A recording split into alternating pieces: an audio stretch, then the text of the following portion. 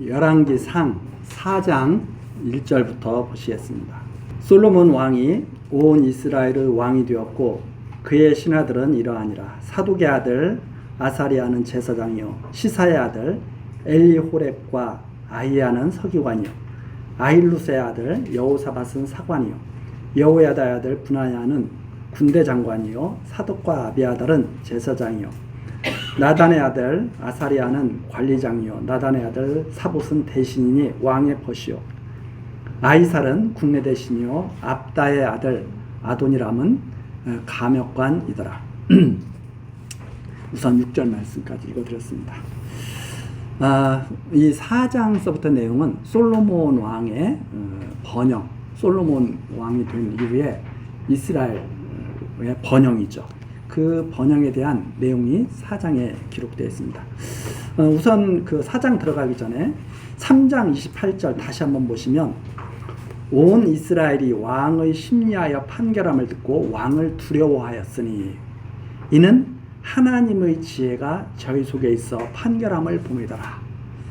이러한 말씀으로 3장을 마무리 짓죠. 왕의 심리, 그러니까 두 창기가 서로 자기 아들이라고 주장하는 것을 왕이 올바르게 그 판결하는 것을 보고 모든 사람이 다 두려워했다. 이유가 무엇인가? 하나님의 지혜를 본 거죠. 하나님의 지혜. 솔로몬 왕의 그 위대한 그 솔로몬 인간 자체를 본 게 아니라 그 솔로몬 왕이 가지고 있는 하나님의 지혜. 인간의 본성을 꿰뚫어 보는 지혜. 심령을 꿰뚫어 보는 지혜. 그래서 이 지혜가 있는 것. 이것은 사람들을 두렵게 하는 그런 요소가 됐습니다. 이 솔로몬의 지혜는 참 지혜의 왕으로 오실 그리스도가 이 세상을 심판하실 때 이런 지혜를 가지고 지금 아주 그야말로 모형적으로 맛보기로 지금 기록한 그런 사건이잖아요. 그러나 이 사건은 영원한 미궁에 빠질 만한 그런 사건이었죠. 이거 어떻게 그걸 판결하겠어요? 아무 증거도 없는데 서로 자기 아들이라고 우기니 그걸 어떻게 판결하겠어요? 그런데 인간의 깊은 곳까지 감찰하시는 그 하나님의 지혜로 이걸 판결을 하시죠. 장차 그리스도가 이 땅에 오셨을 때 얼마나 두려움에 떨면서 많은 사람들이 그 앞에서 심판받게 될 것인가를 우리가 예측해 볼 수 있는, 상상해 볼 수 있는 그런 사건이 여기에 담겨 있습니다. 그래서 지금서부터 저는 어떤 생각을 하냐면 그런 생각을 해요. 하나님 앞에 이실직 구하는 연습을 많이 해야 됩니다. 괜히 하나님 앞에 뭐 가리려고 숨기려고 우리 사람들끼리는 그렇게 하잖아요. 사람들끼리는 이거 보면은 저 사람 괜찮은 사람이야 이렇게 서로 인정받으려고 우리들이 애를 쓴다 이 말입니다. 그렇죠? 우리가 함부로 하지 않는 것은 두 가지 이유가 있을 거예요. 정말 그 사람을 존중하기 때문에 함부로 그 사람을 대하지 않는 경우도 있어요. 그러나 대부분은 어떤 경우라고 저는 생각하느냐면 내가 이렇게 괜찮은 사람이야를 상대편한테 보여주려고 그러는 거죠. 그렇지 않습니까? 그렇기 때문에 그 사람 앞에서는 괜찮았던 사람이 다른 사람 앞에 가서는 이상한 사람이 되는 거죠.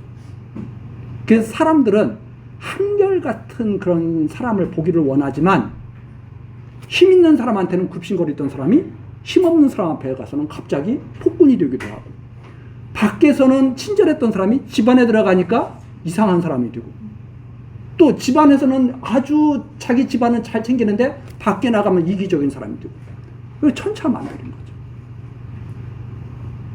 왜? 자기를 포장하기 때문에. 우리 사람. 그래서 사람 앞에서 평가받는 것은 아무것도 아닙니다. 왜? 사람은 심령을 꿰뚫어 볼 수가 없거든요. 그러나 하나님 앞에 가서 자기를 포장하려고 해봤자 아무 소용이 없는데 일찌감치 포기하고 하나님, 하나님께서 긍휼 베푸시지 않으면 저는 지옥 갈 수밖에 없는 정말 그런 존재입니다 하고 이실직고 할 수 있는 마음이 이 항상 돼 있어야 되죠. 그래서 제가 이 두려움, 왕의 심리하여 판결함을 듣고 왕을 두려워하였으니, 하나님의 주신 지혜 때문에. 그래서 솔로몬 왕의 이 판결은 하나님의 지혜가 얼마나 놀라운가를 드러내시는 판결이지, 솔로몬 왕이 얼마나 대단한가, 그 솔로몬 왕의 인간 자체를 대단하다고 말하는 것이 아니다 이 말입니다. 예수님께서 나중에 재림하셔서 심판하실 때는 이 솔로몬 왕이 판결한 이것과는 상대도 안 되는 놀라운 능력으로 판결하실 거예요. 그래서 우리들이 그것을 생각하고 살아간다고 할 때 훨씬 다른 사람 앞에서 사는 것도 고상한 그러한 삶이 될 거라고 이렇게 생각을 합니다. 자, 4장 내용서부터는 솔로몬 왕국이 번영하는 내용인데, 통치 조직이 나와 있죠. 이 통치 조직이 그냥 세워진 통치 조직이 아닙니다. 왜 이걸 기록해 놨냐면 하나님의 지혜로 이렇게, 이게 그 사람을 적재적소에 이렇게 잘 활동할 수 있도록 그 직분을 주는 거, 대단한 지혜거든요. 우리가 자기가 감당할 수 없는 자리에 자꾸 사람을 쓰게 되면 조직도 힘들어지고 그 사람도 힘들어집니다. 그렇잖아요? 생각을 한번 해보세요. 나는 애들하고 이렇게 애들 돌보면서 사는 것이 너무나 좋아 하는 사람은 애들하고 같이 할 수 있는 그 직업에 이렇게 함께 하는 것이 행복하겠죠. 근데 어떤 분들은 야, 나 그거 도저히 못해, 나 그 일만은 못해, 이런 분들 있잖아요. 거기다가 가서 그 일을 하면서 일평생 살라고 해보세요.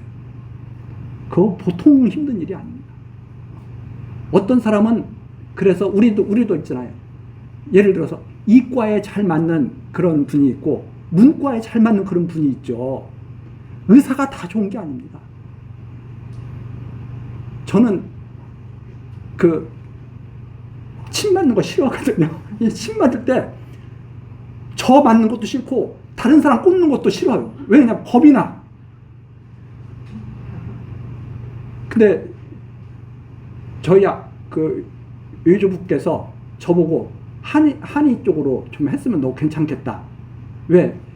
당신의 뒤를 이어서 저보고 침도 좀 놓고 이런 거 해가지고, 저가 초등학교 때부터 어떤 방학 때 내려가면 외주부님이 그랬어요. 너 이리 와서 환자 치료하는 거 옆에서 지켜봐.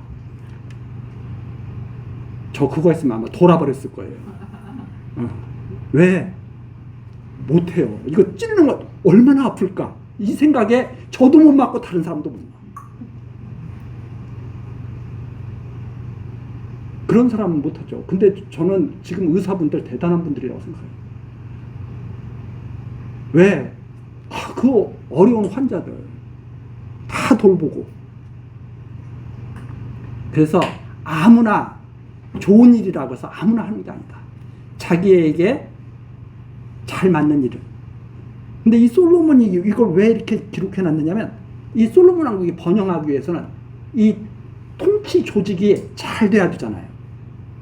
그 일을 적재적소에도 이렇게 인원을 배치해가지고, 사람들을 배치해가지고 잘 해내도록 해야 되잖아요. 그걸 지금 밝혀준 거죠. 자, 그래서 지금 6절까지 이렇게 온 이스라엘의 왕이 되어가지고 신하들이 이렇게 다 세웠다.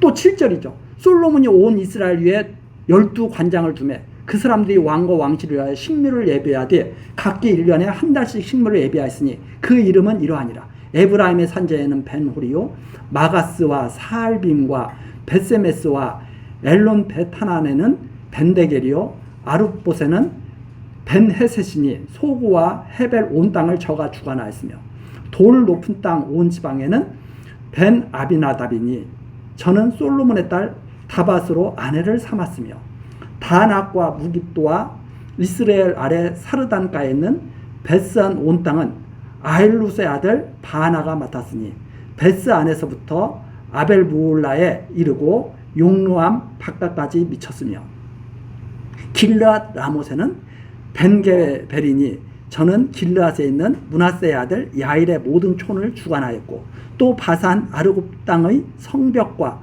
높이장 있는 큰 성읍 60을 주관하였으며 마하나임에는 이또의 아들 아히나답이요 납달리에는 아히마스니 저는 솔로몬의 딸 바스마스로 아내를 삼았으며 아셀과 아로에는 후세의 아들 바나요 이사갈에는 바로아의 아들 여호사밧이요 베냐민에는 엘라의 아들 시므이요 아모리 사람의 왕 시온과 바산 왕 오기 나라 길르앗 땅에는 우리의 아들 게벨이니 그 땅에서는 저 한 사람만 관장이 되었더라.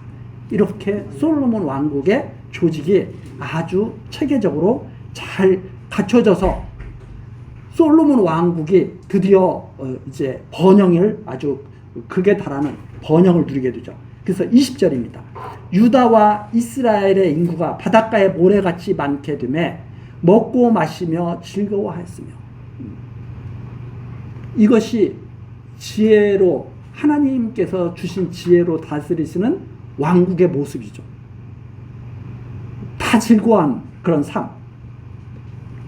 솔로몬이 21절 하수에서부터 블레셋 사람의 땅에 이르기까지와 애굽 지경에 미치기까지의 모든 나라를 다스림으로 그 나라들이 공을 바쳐 솔로몬의 사는 동안에 섬겼더라.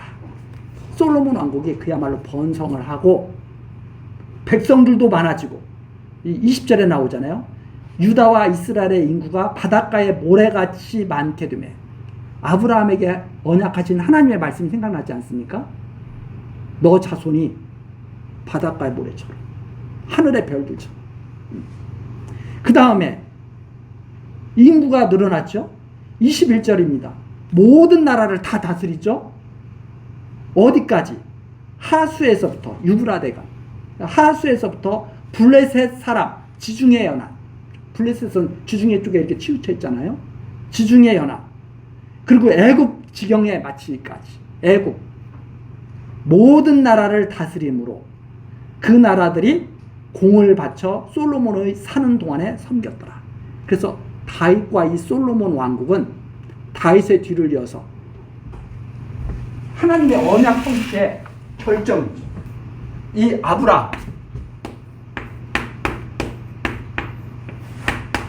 아브라함에게 언약하신 내용을 어느 때 완전히 하나님께서 이루시는 것을 지금 증거를 하시냐면 다윗을 통해서 아들이 되는 솔로몬.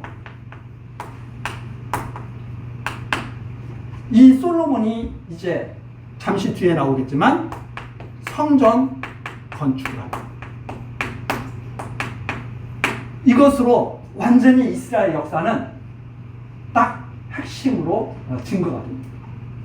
그래서 이 다윗으로 아브라함과 다윗의 자손으로 장차 그리스도가 오시는데 이 그리스도를 통해서 성전 건축할 것, 지혜, 하나님의 주신 지혜로 나라를 이루게 되고 나라를 번성하게 하고 번영하게 하고 성전을 완전히 짓게 되는 그 역사를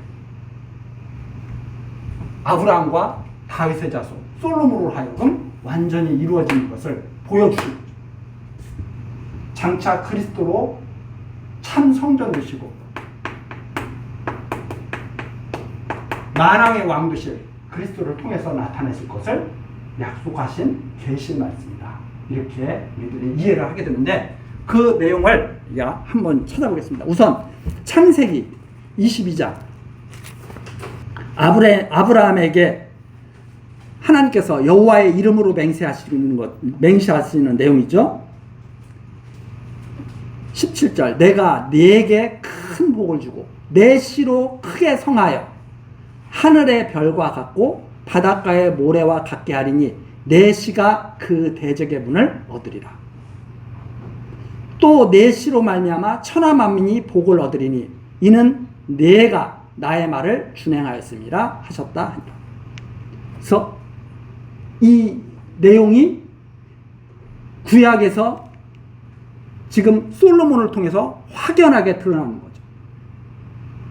자, 그것을 갖다가 조금 더 뒤로 가서 저 앞으로 가서 창세기 15장 18절부터 보시죠. 그날에 여호와께서 아브라함으로 더불어 언약을 세워 가라사대 내가 이 땅을 애굽 강에서부터 큰 강 유브라데까지 내 자손에게 주노니. 이 내용이 또 증거가 된 거죠.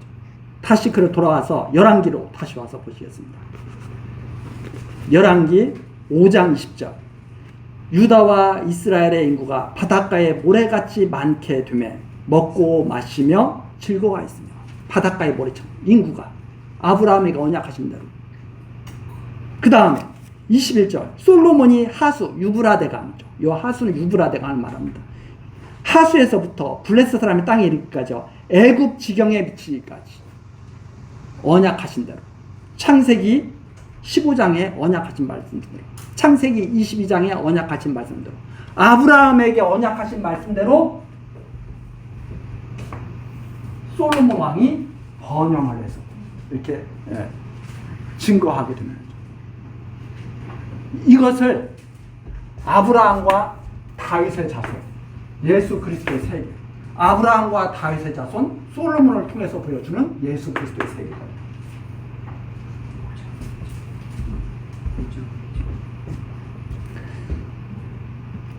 유교면 유교, 뭐 경제면 경제, 그야말로 모든 나라가 다 그 앞에 복종하게 되는, 장차 그리스도의 나라에 모든 권세들이 다 복종하게 될 것에 대한 예표로서 모형과 그림자로 우리가 이해를 할 수가 있습니다.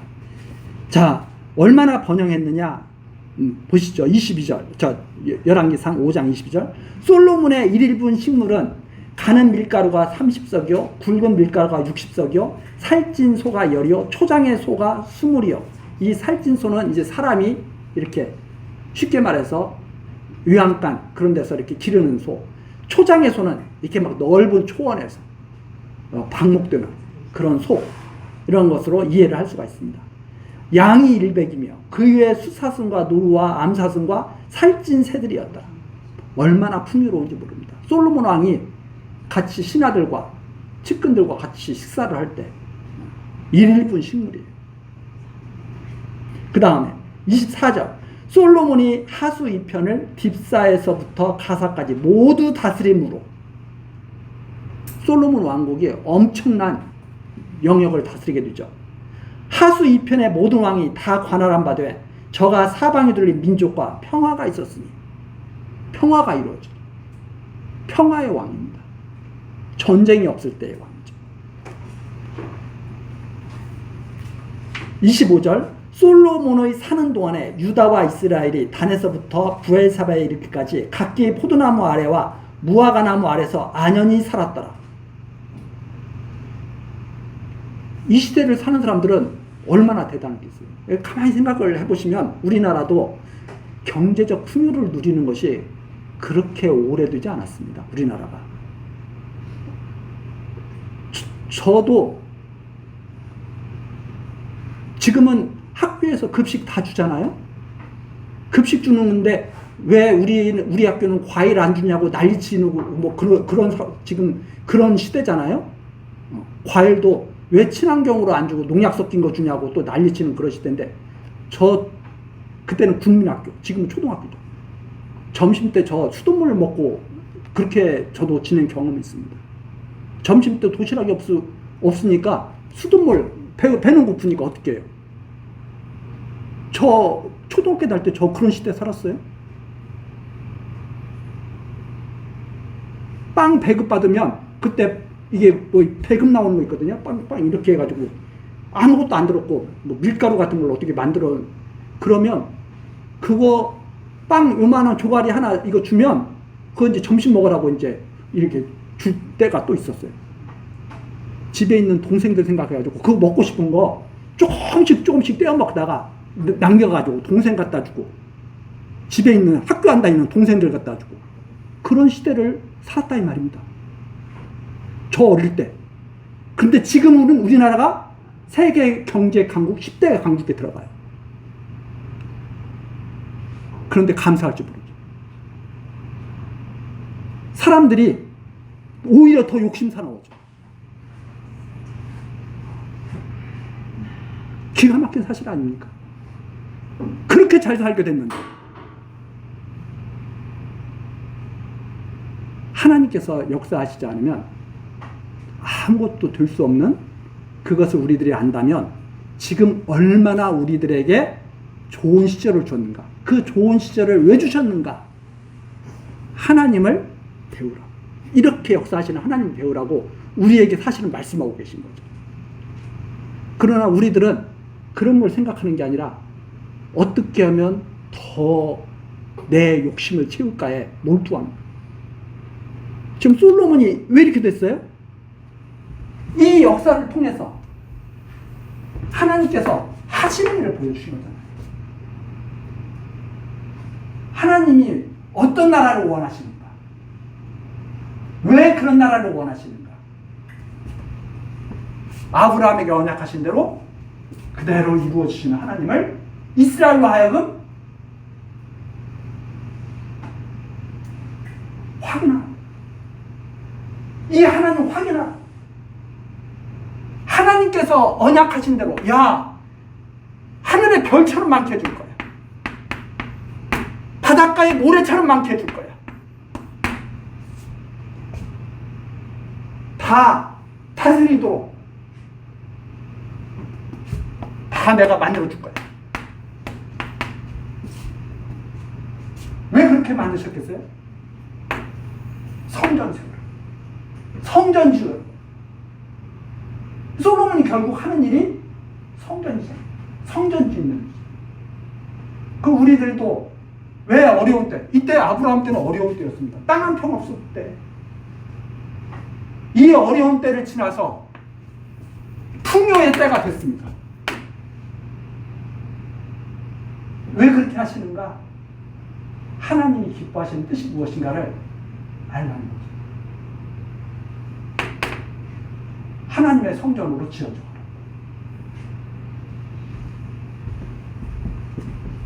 그것이 바로 하나님께서 약속하시고 이루시는 일이죠. 약속하시고 언약하시고 나라를 이루게 하시죠.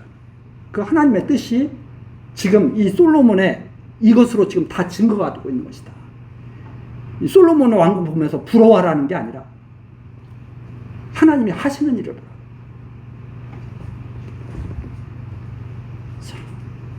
평화의 때를 주셨습니다. 안연히 살게 하셨습니다. 26절 있죠. 솔로몬의 병거의 말의 외양간이 4만이요 마병이 1만 2천이며 그 관장들은 각각 자기 달에 솔로몬 왕과 왕의 상에 참여하는 모든 자를 위하여 먹을 것을 예비하여 부족함이 없게 하였으며 부족함이 없게 했다. 좀 대단하죠. 또 저희가 각기 직무를 따라 말과 준마에게 먹일 보리와 꿀을 그 말에 있는 곳까지 가져왔다.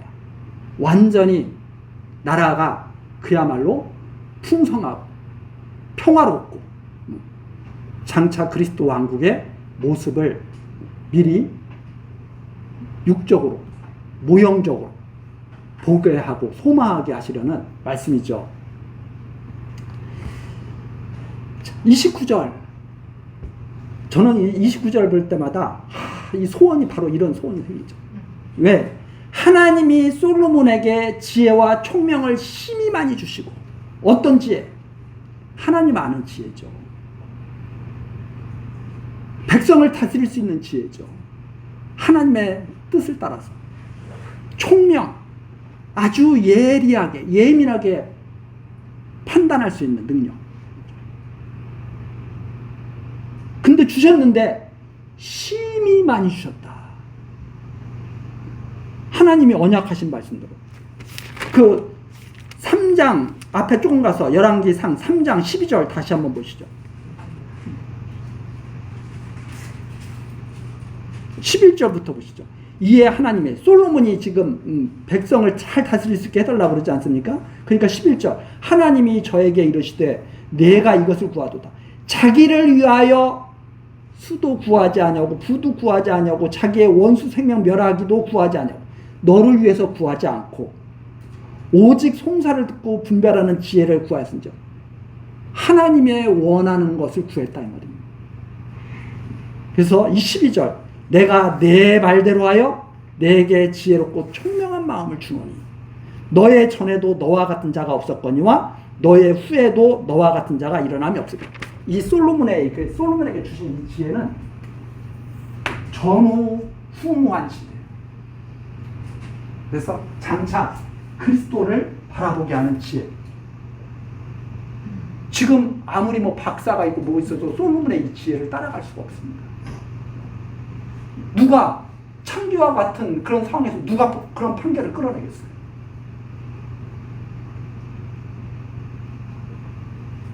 바로 그런 지혜.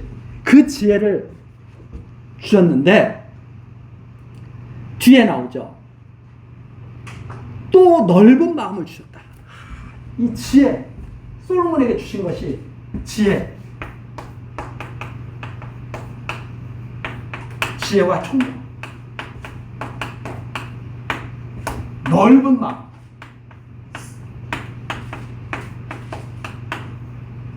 이 지혜와 총명을 담으려면 이 지혜와 총명이 있으면 넓은 마음이 있는 거예요. 그래서 이 지혜와 총명과 이 넓은 마음은 뗄 수 없는 관계예요. 예를 들어서 마음이 옹졸하잖아요. 우리가 마음이 옹졸하잖아요.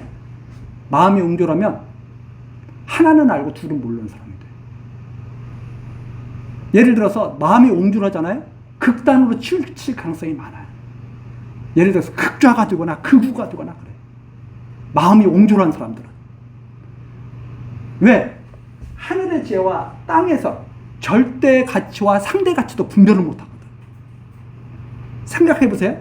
이 세상에서, 이 세상, 하나님이 없는 세상에서 우리가 산다고 그랬을 때 절대 가치라는 게 존재할 수 없거든요. 그럼 사람이 사는데 극자와 극우가 되는 것은 진짜 속 좁은 사람이고 옹졸한 사람이에요. 생각해 보세요. 얼마나 속이 옹졸하면 극좌로 가고 극우로 가겠어요. 절대적인 것을 상대적인 것으로 착각해서 살면 안 되죠. 이 세상에서 예를 들어서 상대적인 것은 이런 거죠. 자, 우리가 서울에 살고 있고 경기도에 살고 그런데 친구들하고 약속을 합니다. 야, 우리 부산에서 만나자. 맨날 몇 시에? 그건 꼭 지켜야 될 약속이에요. 그렇게 약속을 했으면 맨날 몇 시에 부산에 가야 돼. 그건 변하지 않는 일이에요. 그것은 바꿀 수가 없죠. 친구들끼리 약속을 딱 했어.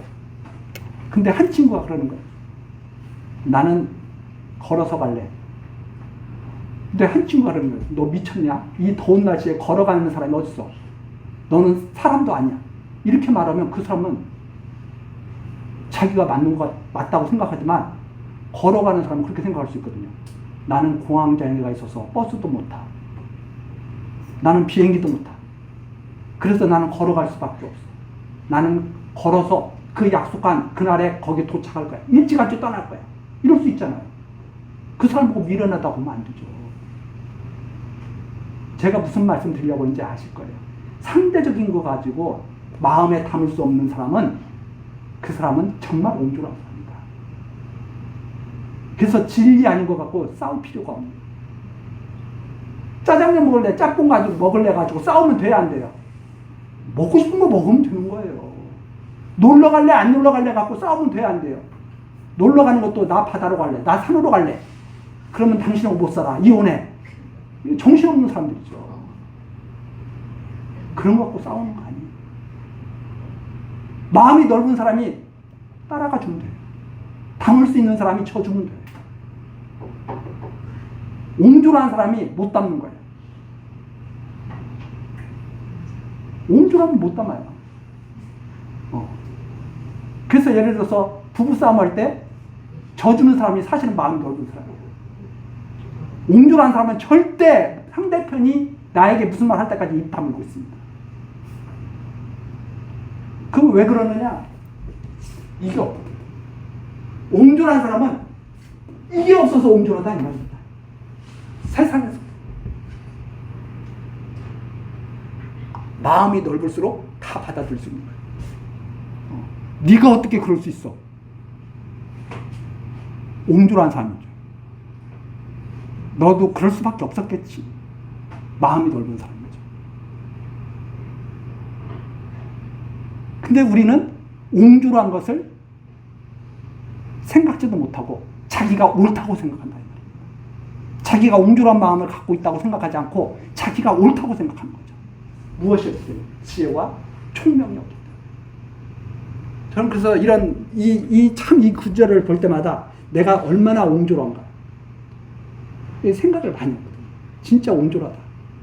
옹졸하기 때문에 오늘도 화내고 내일도 화내는 거예요. 안 바뀌어요. 근데 그렇게 쉽게. 왜 안 바뀌느냐? 제가 이해하기는 하나님께서 지혜와 총명을 그만큼밖에 안 주셔.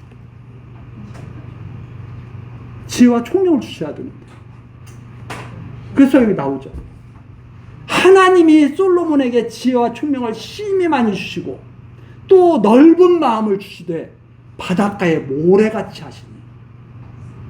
그 표현 얼마나 마음이 넓 바닷가에 모래같이 그거 셀 수 있어요?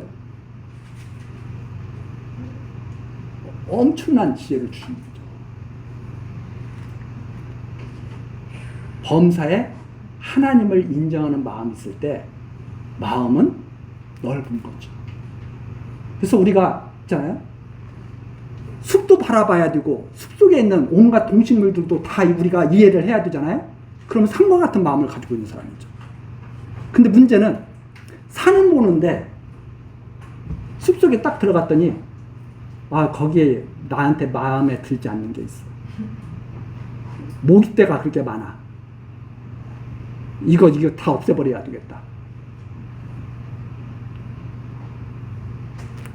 제대로 이해를 못하고 있는 거죠. 제가 동물의 왕국 같은 거 볼 때 제일 싫어하는 동물 중에 하나가 하이에나거든요.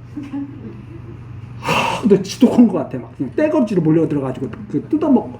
그러면 저는 그거 보면 속이 막 이렇게 좀 해가지고 그런 거 나오면 그냥 돌려버리거든요.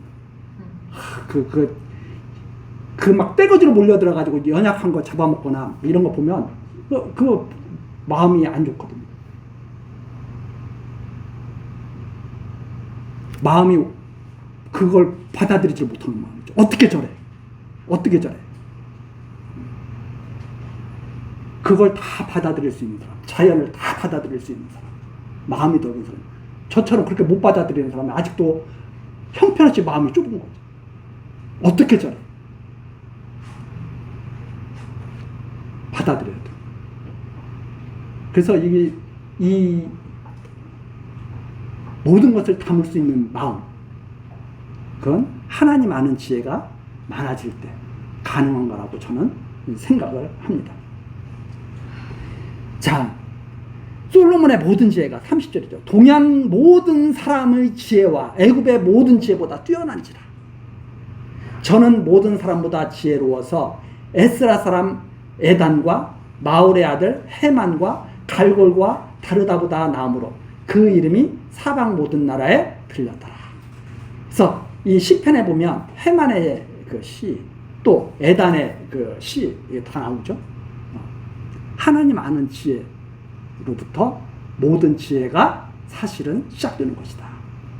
그래서 하나님을 모른다면 그 지혜는 의심받는 지혜죠. 하나님 아는 지혜로부터 모든 것이 시작되는 것. 그게 올바른 지혜죠. 32절입니다. 지혜의 결과. 솔로몬이 가진 지혜. 저가 잠언 3천을 말하였고 그 노래는 1,005이며 대단하죠. 이렇게 잠언 한 가지만 내가 지혜를 가지고 말했다 해도 대단한 건데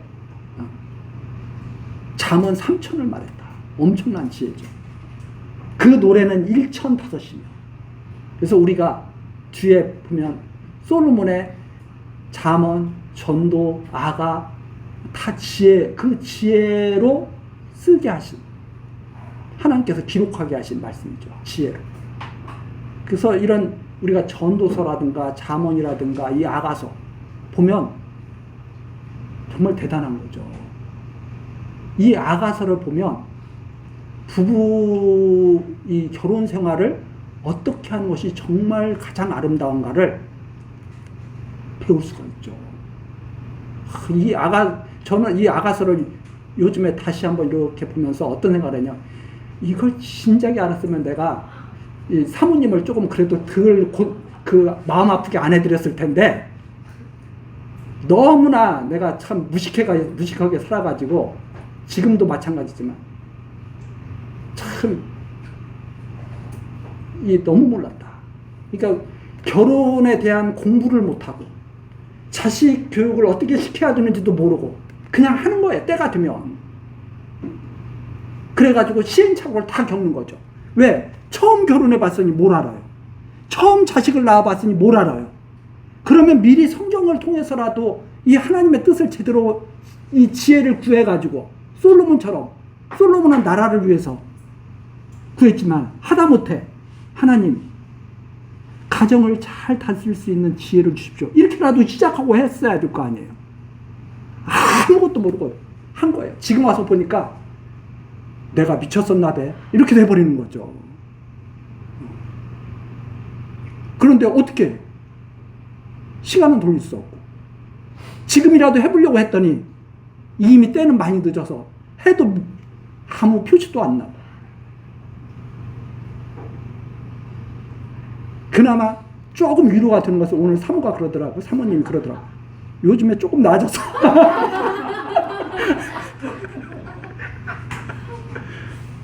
아유, 이게 나이 결국은 70 다 돼가는 마당에, 이제 60 중반 넘었거든. 70 다 돼가는 나이에 겨우 듣는 말이 요즘에 조금 나아지는 것 같아. 그러니 얼마나 힘들었겠어요. 항상 그것만 보이는 거지. 나만 이 세상에서 최고지.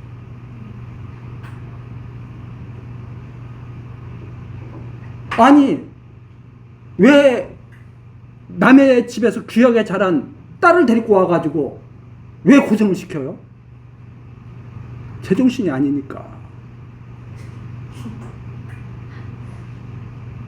데리고 왔으면, 모시고 왔으면 가장 그 집에서 친정 생각이 안 나게 해줘야 될 거 아니야.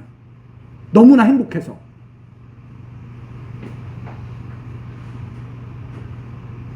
아가서를 우리가 제대로 배우면 신랑과 신부가 얼마나 사랑하면서 사는 것이 아름다운가. 그리스도와 교회가 신랑 신부 된 것이 얼마나 행복하고 좋은가 하는 것을 저절로 깨닫게 됩니다. 어떻게 하는 것이 올바른 것인가를 알게 되는 거죠. 우리가 정말 생각을 해야 돼요. 왜 행복하게 살던 사람들이 만나가지고 불행해지는가? 그 근본에는 하나님을 알지 못했다. 지혜와 총명이 없고 마음이 온졸해서 그렇다.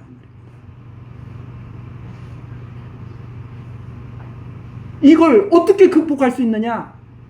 하나님의 능력, 하나님의 구속하심으로 우리들이 이걸 극복하고 하나님 앞으로 나아가서 다시 태어날 수가 있는 것이다. 그래서 우리가 그리스도를 통해서 중생하지 않으면 그 삶을 꿈꿀 수도 없는 거예요. 과거를 딱 청산하려면 하나님의 중생시키시는 역사가 있어야 된다 이 말입니다. 온전히.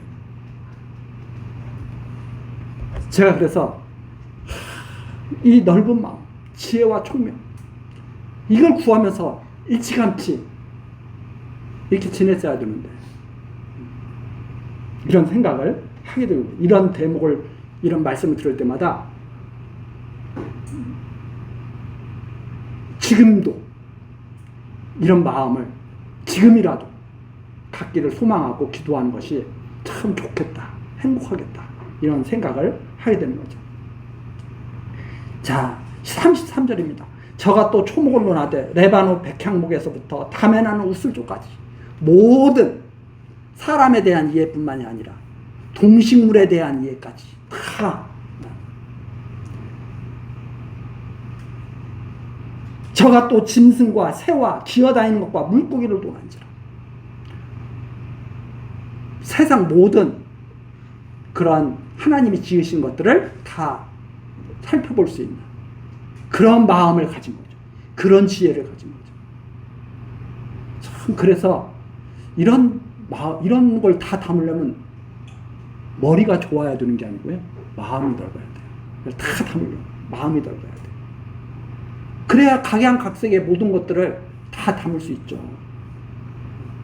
제가 아까도 말씀드렸지만 마음이 옹졸해지는 것을 우리는 어떻게 극복할 수 있느냐? 하나님의 말씀으로 가르침을 받고 극복이 될 수가 있다. 이렇게 저는 생각을 합니다. 34절 모든 민족 중에서 솔로몬의 지혜의 소문을 들은 천하 모든 왕 중에서 그 지혜를 들으러 왔더라. 이 뒤에 또 그런 내용이 나옵니다. 얼마나 지혜가 많은지 모든 세계 각처에서 모여드는 거죠. 이것이 장차 그리스도를 중심으로 온 세계 모든 민족들이 그 지혜의 말씀을 쫓아서 오게 될 것을 바라보게 하는 예표로서 지금 기록이 되어 있는 것이다. 이렇게 우리들이 생각을 할 수가 있습니다. 우리 다음 시간 5장 내용서부터 살펴보기로 하고 오늘 여기까지 하시겠습니다. 기도하시겠습니다. 은혜로우신 하나님 아버지, 이 시간에도 열왕기서 솔로몬 왕국에 대한 이 말씀으로 우리들을 가르치시며 하나님을 여호와로 경외하게 하시니 감사와 찬송을 드립니다.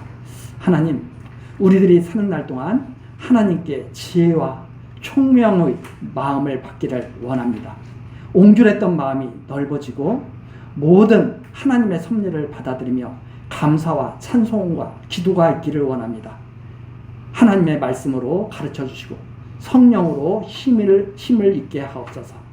모든 일에 승리하며 하나님 경외하며 살아가는 주의 백성 되도록 지켜주시고 인도하여 주옵소서.